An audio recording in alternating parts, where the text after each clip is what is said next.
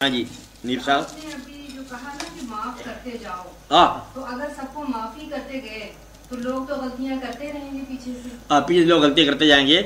میں تو یہ نہیں کہا سب کو معاف کرو، میں نے یہ کہا کہ وہ آدمی معاف کرے جس کو آگے جا کے معافی مانگنا ہے. جس کو معافی نہیں مانگنی وہ ضرور پکڑے لوگوں کو.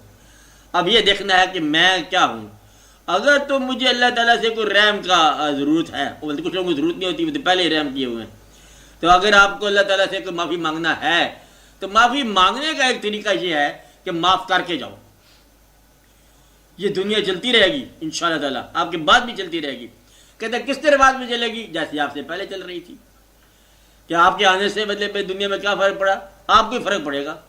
آپ کے آنے سے پہلے یہ جہاں آباد تھا اور آپ کے جانے کے بعد یہ جہاں اتنا ہی آباد ہوگا. آپ نے اپنے نامہ اعمال میں کچھ اضافہ، کچھ ترتیب مہیا کرنی ہے. تو گرفت نہ کرو، لوگوں کی اصلاح کرو. اور اصلاح کا طریقہ یہ ہے معاف کر کے اصلاح کرو. اور اگر تم سزا دے کے اصلاح کرو گے تو یہ نفرت کی اصلاح ہے، اصلاح نہیں ہوگی. کہ one who is made to believe against his will is of his opinion still. مجبور کرو گے تو پھر وہ نہیں مانے گا. جبر کی اصلاح نہ کرو. یہ ذہن سے جو حکومتیں آگے پیچھے ہو جاتی ہیں نا، جبر کرتے ہیں، اصلاح کرتے ہیں، اور پھر دل کے اندر ریزنٹمنٹ رہتی ہے، اور پھر لوگ جب موقع ملے گا اور سفوکیشن کو دور کر دیں گے. اس لیے قبول کرا کے اپنے آپ کو اصلاح کرو، سمجھا کے اصلاح کرو. اب آپ سمجھ رہے ہیں؟